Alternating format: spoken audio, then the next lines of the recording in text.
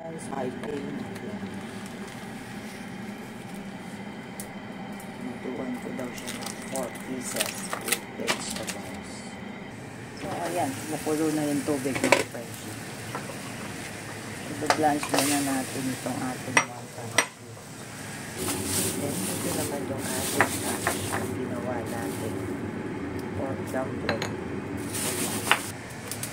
Ayan. Nakulo na yung ating tubig. Naglalagay tayo ng salt. Tapos, yung vegetable lunch natin. Sama yung dumpling, shrimp dumpling. And dito naman, napailin na natin yung oil natin. Pag-fry natin ng konti yung ating pork dumpling. Ayan na natin yung ating dumpling. Pag ganito na siya, pwede na natin siyang lagyan ng tubig. Lalagay tayo ng slice.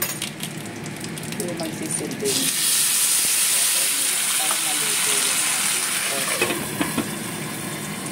Ito naman, pwede na natin tanggalin yung ating vegetable para ma-overcook. Ayan, okay na yung shrimp wonton toasting.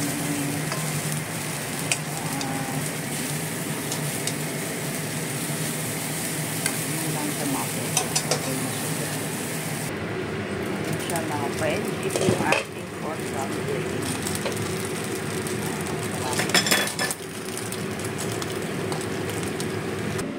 So, ayan na siya.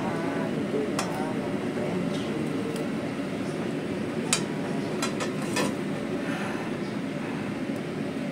Ayan lang siya kadali mga friend. Hindi na natin kailangan mag-steam.